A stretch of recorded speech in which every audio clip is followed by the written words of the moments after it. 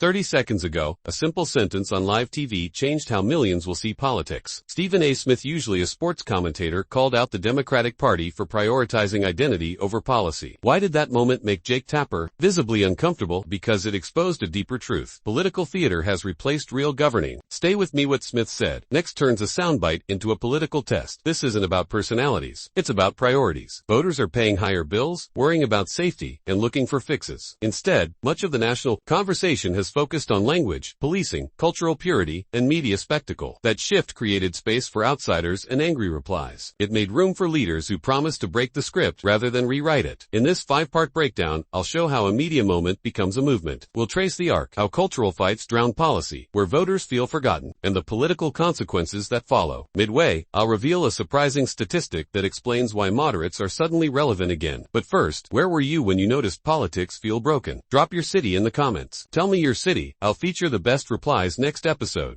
When StephenASmith said politicians in Washington do nothing but disagree with the other side, he wasn't exaggerating. That single line captured the dysfunction of Congress better than 100 think tank reports. Think about it. Disagreement has become the job itself. Debate isn't about solving problems anymore. It's about creating soundbites for cable news.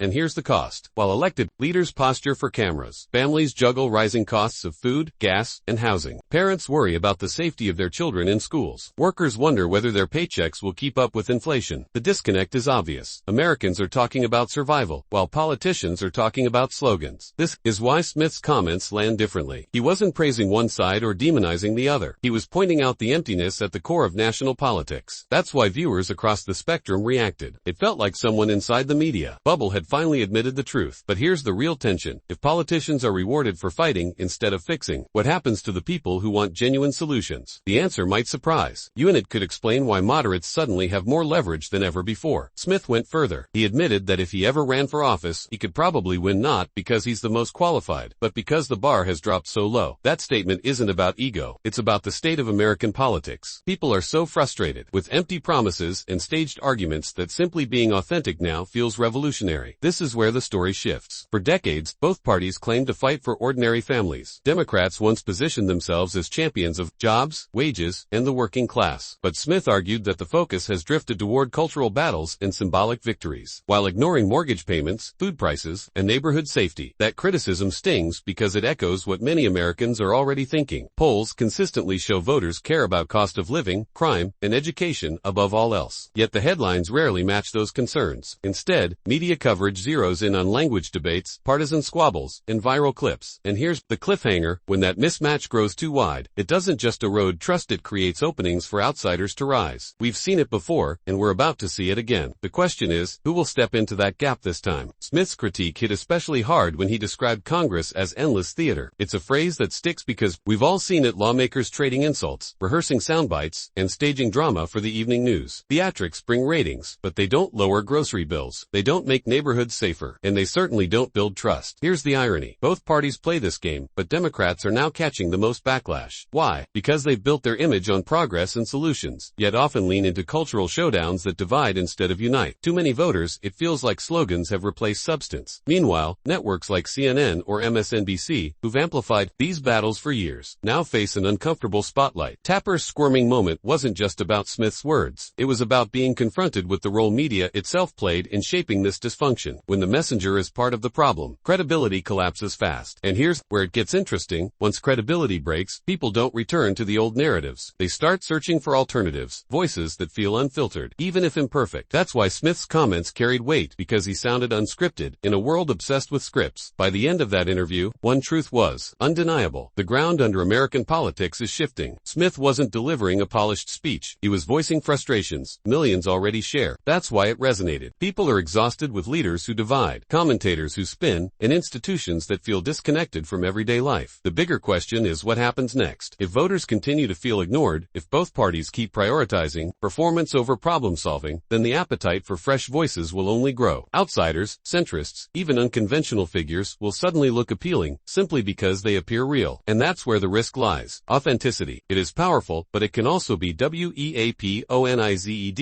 So, are Democrats destroying themselves with culture wars? Are Republicans any better when they play the same budget games and partisan tricks? Or is the real story that Americans, across party lines, lines, are ready to punish anyone who treats politics like theater. Drop your thoughts in the comments because your perspective matters here more than the talking points on TV. And if you want deeper breakdowns of how media moments become political turning points, make sure you're subscribed. This conversation is just beginning.